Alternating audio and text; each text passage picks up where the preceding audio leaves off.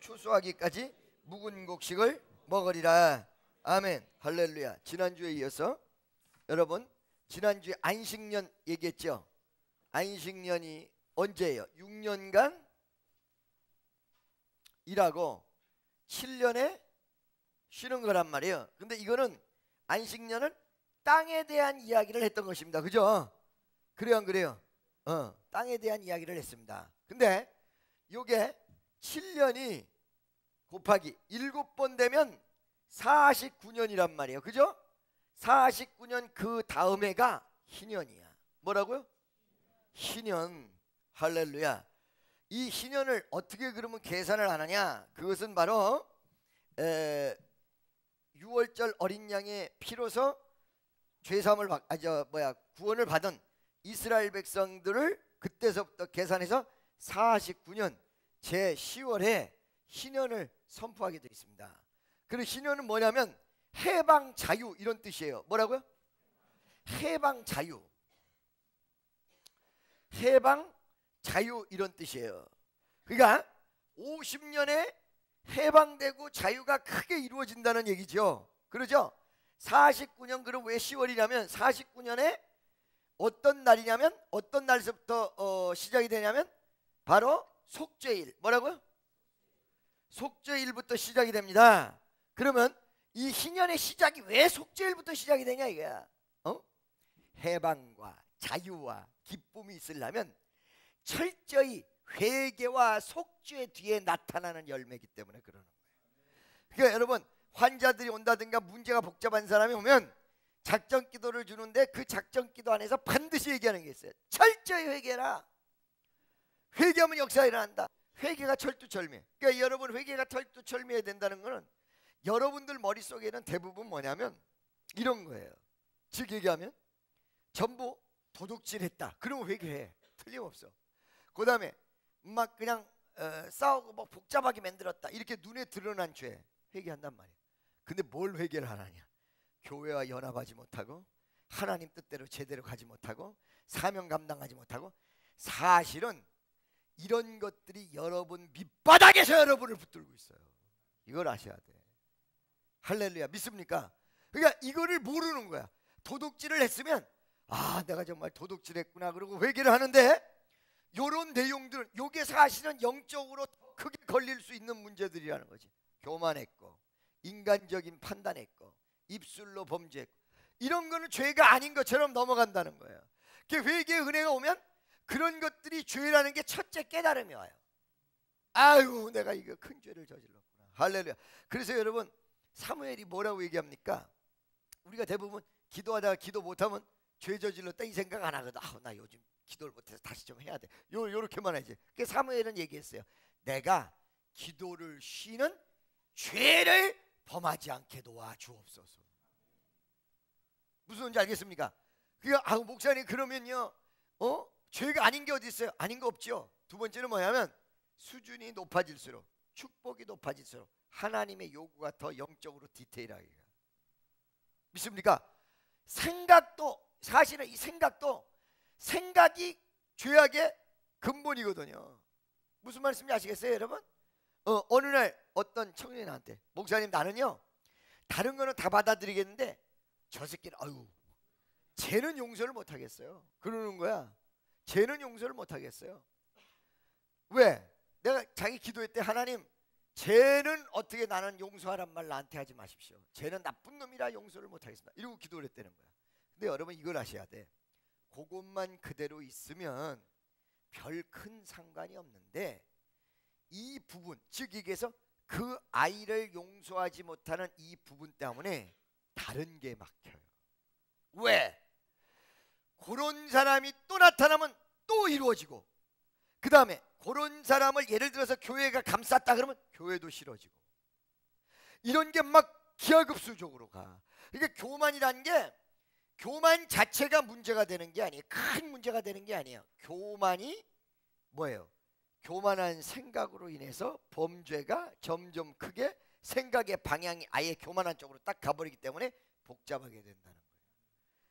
무슨 말인지 아시겠습니까? 그래서 성경을 정확히 알아야 되고, 이게 함부로 신학적인 내용도 정확히 맞아떨어져야 되는 이유가 왜 그러냐면 어떤 구절 한 구절을 작게 잘못 알고 있으면 여기서부터 시작해서 복잡하게 돼.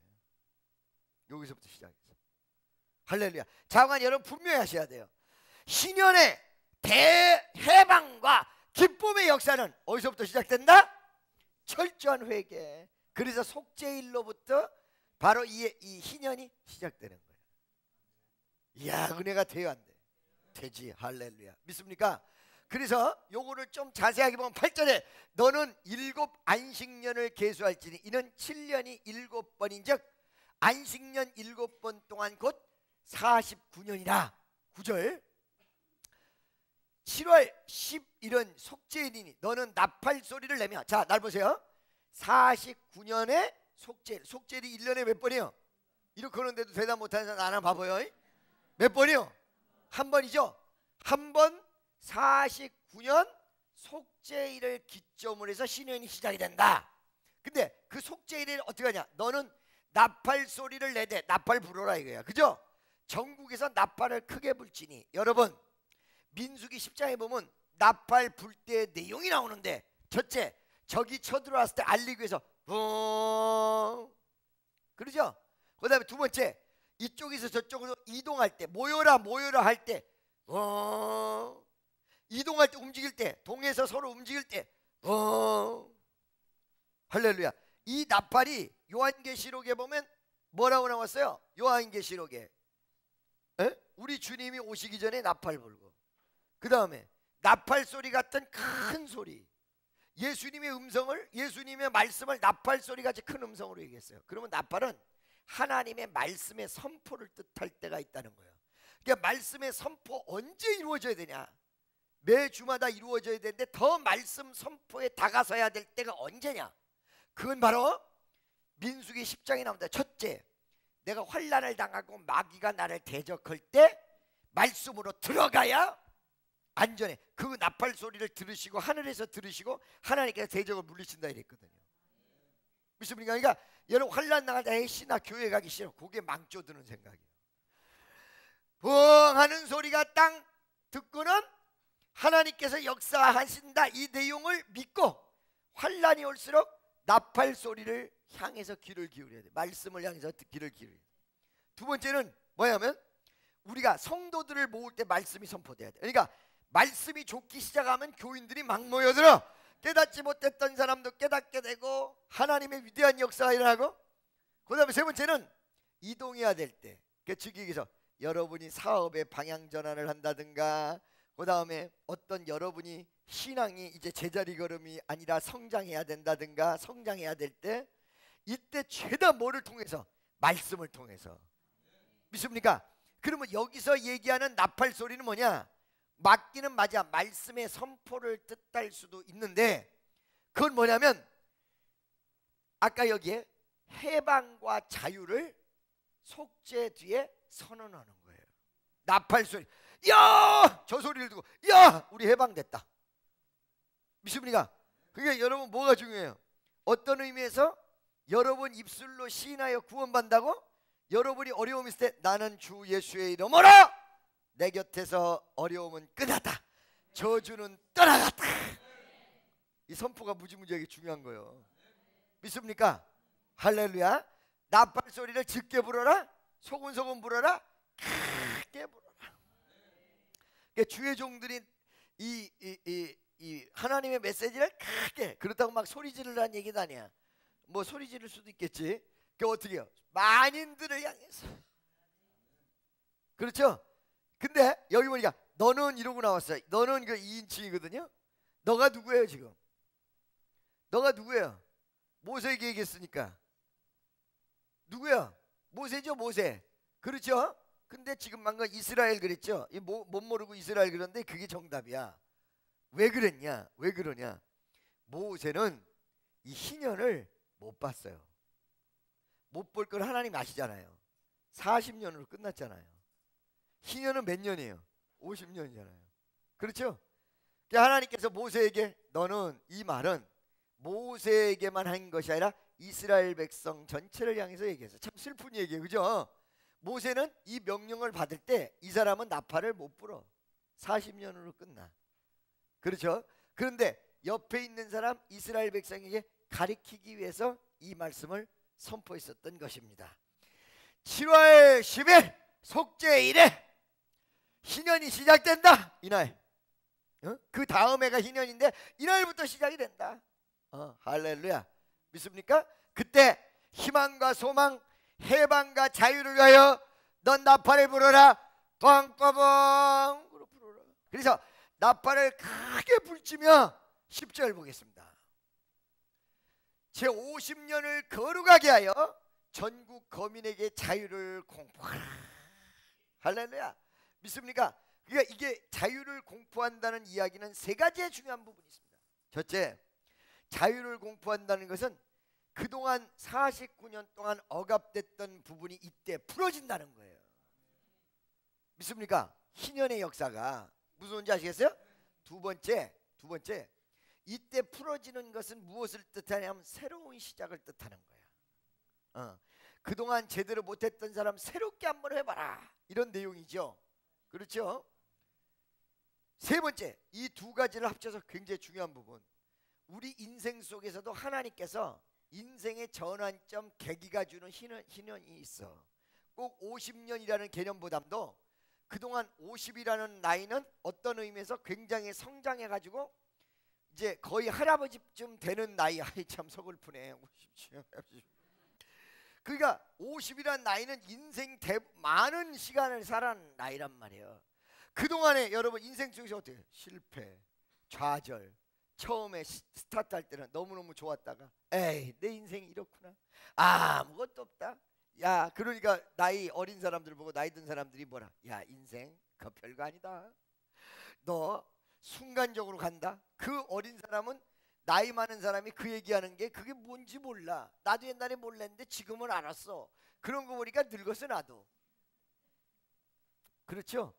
그런데 봐봐요. 그런데 이런 나이 많은 50이 되면 이제 자기 인생의 내용이 쫙 나오는데 끝나는 게 아니라 아니야, 하나님이 다시 시작할 수 있는 기회를 준다는 거예요. 그러니까 희년의 은총이란 건 꼭 오늘날에 적용할 때 50년 뒤를 얘기하는 것이 아니라 인생의 희년이 있다. 인생이 실패해서도 전환될 수 있는 기회가 있고 다시 한번 새롭게 일어날 수 있는 기회가 있고 다시 한번 하나님의 역사를 일으킬 수 있는 기회가 있다. 이때는 과거가 다 정산이 되는 회개에서부터 시작하면 희년이 온단 말이지. 아멘이죠? 그렇게 새롭게 아름답고 멋지고 복되고 영원하고 은혜롭고 슬기롭고 그 다음에 단어가 없어, 이렇게 된다는 겁니다. 할렐루야. 옆에 있는 사람, 당신에게도 희년이 올 것입니다. 너희에게 희년이니 너희는 각각 그 기업으로 돌아가면. 이게 무슨 말이냐, 날 보세요. 50년이 됐을 때 새롭게 시작을 하는데 이스라엘이 땅을 분배했잖아요. 가나안 땅에 들어갔을 때 그거를 땅을 아주 준 게 아니에요. 그게 어떤 스타일이냐면 동남아시아에 가가지고 우리가 땅을 살려면 땅을 살 수가 없어요. 필리핀이나 이런데 뭐예요? 99년 50년 임대예요. 알겠습니까? 임대란 말이지. 그러니까 새롭게 정리되는 것이 희년이란 말이지.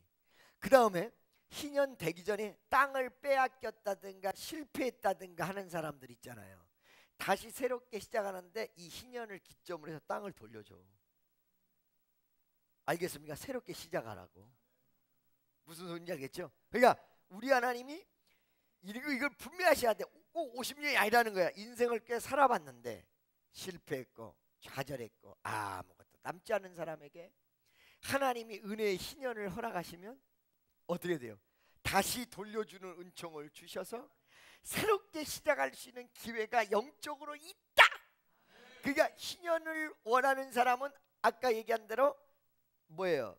속죄일에서부터 시작하듯이 하나님 앞에 회개하고 기도하고 쫙 역사해달라고 매달리면 그것이 여러분이 생각대로 금방 이루어지지 않을지라도 반드시 기도를 응답하셔서 역사하시는 하나님의 은혜가 있다는 사실을 믿으시기 바랍니다. 여러분 오늘 나 인생은 다 끝나는 모양이다 이러다가 새로운 힘을 받으세요. 할렐루야.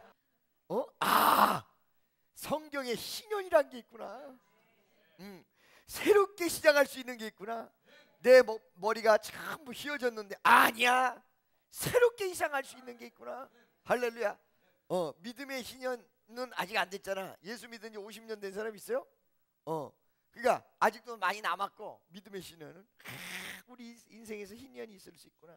할렐루야. 그래서 이렇게 새롭게 시작하는 그런 영적인 의미를 담고자 우리 주님이 49년 뒤에 50년째가 됐을 때 인간이 쓴맛 단맛 산전수전 공수전을 다 겪은 그 50년을 기점으로 해가지고 신년이라는 것을 우리에게 주셔서 희망과 소망을 선포하게 만들었다. 얼마나 감사해. 얼마나 감사해. 그죠? 그러니까 예수 믿은 게 뭐냐면 사실은 희년을 주시는 거나 또 똑같아요. 왜? 속죄일을 기점이니까 속죄일은 양을 잡아, 그죠? 어린 양의 피, 그 다음에 아사셀의 염소를 광야로 도와줘요. 그 아사셀의 염소가 광야로 나가서 그 광야에서 모진 고통을 당한단 말이야. 이 염소는 고통당하는 예수를 상징하는데, 그가 찔림은 우리의 허물을 인하며 그가 상함은 우리의 죄악을 인함이라. 그가 징계를 받음으로 우리가 평화를 누리고 그가 채찍에 맞음으로 우리가 나음을 입었도다. 그러니까 그 어린 양이 그렇게 됨으로써 회복할 수 있는 은혜를 허락했다. 예수 그리스도의 위대한 보혈로 우리가 회복할 수 있는 기회를 허락했다. 이런 뜻으로 정말로 예수를 뜨겁게 믿는 사람은 일생을 다시 새롭게 시작하고 자유와 고랍, 기쁨과 해방을 선포할 수 있는 은혜가 우리에게 주어지는데, 그것이 바로 성경에서 얘기하는 희년의 은혜와 똑같다. 어쩌면 난 말도 이렇게 잘해. 그래서 그 기업으로, 빼앗겼던 기업으로 가족에게로 돌아갈 것이며, 11절 그 50년은 다 같이 시작.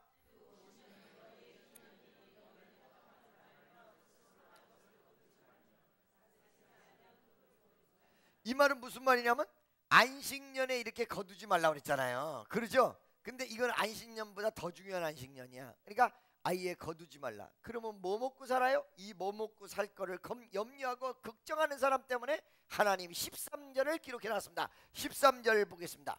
할렐루야. 18절부터 시작.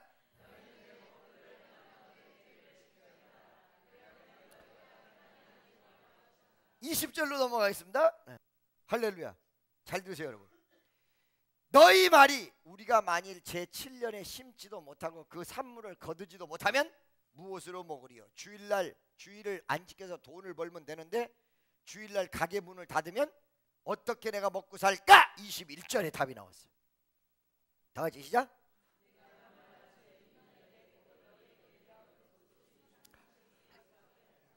잘 들으세요 여러분. 잘 들으세요. 1년을 쉬고 하나님이 1년을 쉬는 대가로 3년치를 준다.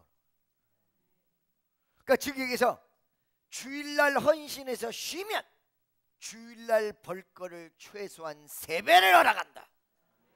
제6년에 그 복을 너희에게 내려 그 소출을 3년 쓰게 족하게 하리라. 이걸로 사는 거예요. 믿습니까? 하나님의 법을 지킬 수 있는 것, 이 자체가 복이에요. 아멘이죠? 그러니까 여러분 말이에요, 하나님 법대로 살라고 하다가 머리 많이 쓰는 경우 있는데, 나 11조 내면은 뭐 어떻게 살아? 그 다음에 두 번째는 내가 저녁마다 교회를 가서 기도를 하면 누가 우리 애들을 돌봐? 지가 돌보는 것보다 하나님 돌보는 게 100배 1000배 만배나. 목사님 가뜩이나 내가 못 돌봐서 애들이 삐딱선을 탔는데, 주여 지가 돌봐도 삐딱선 타. 그러니까 여러분들이 안식년에 일을 한다고 해서 수입이 많은 게 아니다. 인간적 계산이다. 할렐루야. 쉬어도 하나님이 더 많이 쏟아부으면, 하나님 어때요? 더 많이 쏟아부으면 더 큰 역사를 일으킬 수 있다. 아멘이죠? 22절 한번 보겠습니다. 너희가 제8년에는 다 같이 시작. 다만 한 가지 핵곡식을 못 먹을 뿐이다. 묵은 곡식을 먹게 돼 있다. 그런데 아까 여러분 세 가지 얘기했는데 한 가지 얘기하다 말았죠. 두 번째, 뭐예요? 과학적으로도 땅이 6년 동안 썼던 땅이 7년째 경작을 안 하잖아요. 그러면 땅이 좋아져요. 그러죠? 그러니까 이 어떤 안식년과 이 어떤 안식일의 개념은 재충전적 개념도 있어요. 재충전. 23절 보겠습니다. 23절. 토지를 영영이 팔지 말 것은, 이 토지 제도가 나와요. 23절 다 같이 시작.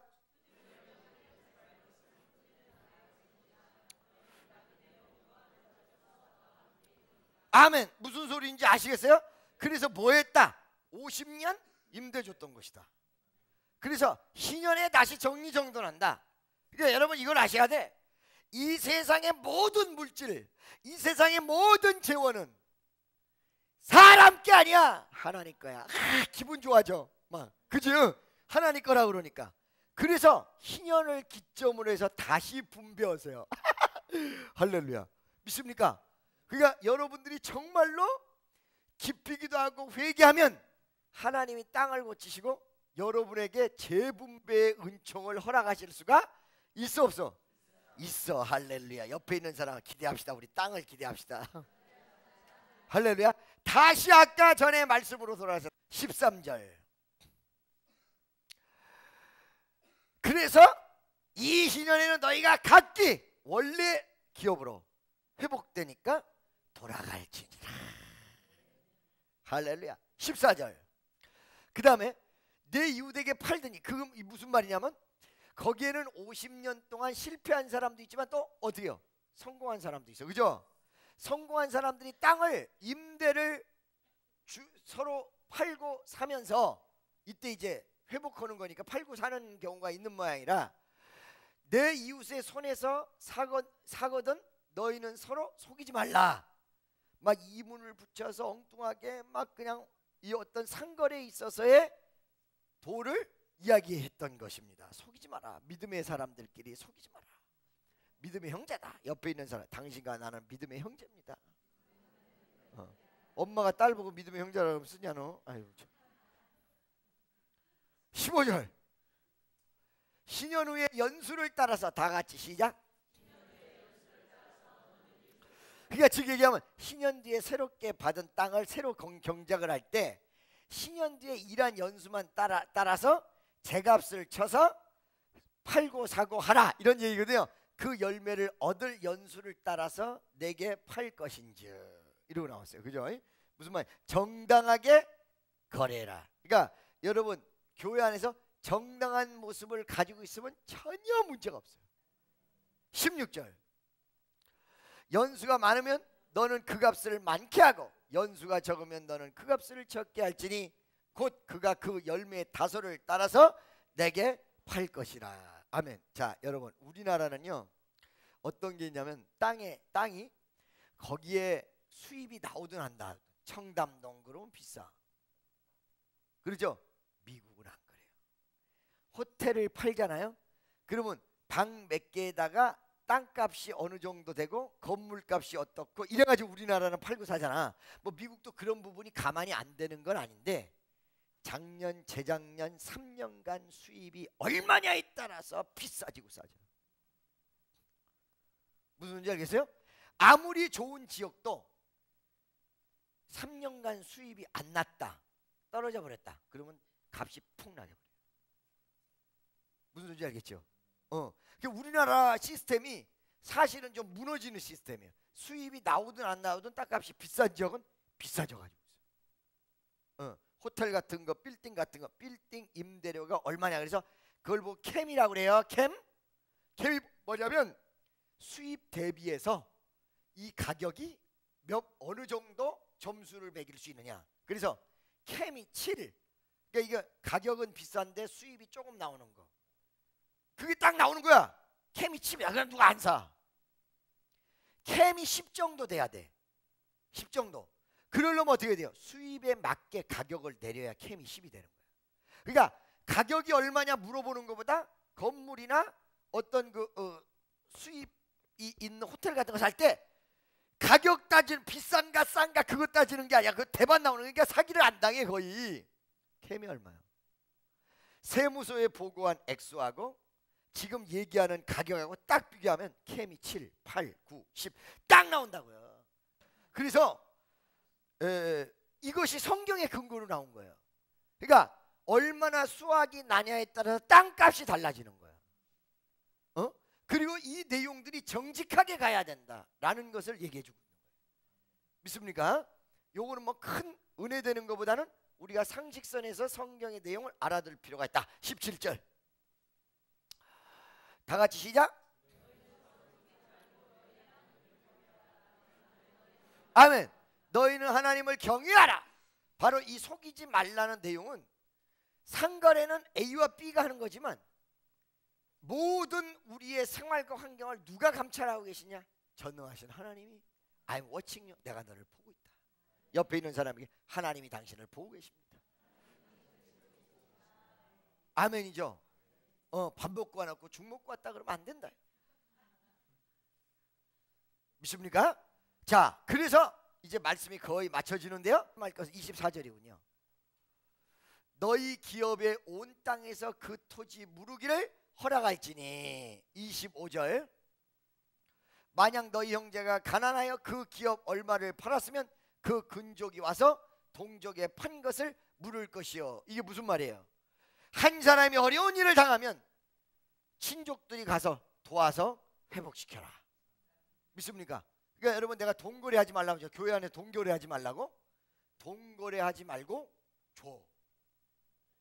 그냥 이게 주란 말은 무슨 말이냐면 내 마음에 부담이 안 되는 선에서 주게 돼 있어. 그렇게 되면요. 믿습니까? 사고가 나요 안 나요? 안 나. 근데 도와주는 것도 성경적이다. 빌려주는 거 하지 말아라. 빌려주는 거. 빌려주는 거 하지 말아라. 할렐루야. 그러니까 교인들끼리는 빌려받지도 마. 다 같이 교인들끼리는 빌리지도 말고 빌려받지도 말아라. 아멘. 믿습니까? 그럼 목사님 교회에서 교회에서 필요할 때 잠깐 빌려줄 때도 있지. 여러분 무슨 말인지 아시겠어요? 그러니까 빌려받지도 빌려오지도 말고 정이 안타까우면 그냥 줘라. 아멘입니까? 기도하겠습니다. 사랑의 하나님 감사합니다.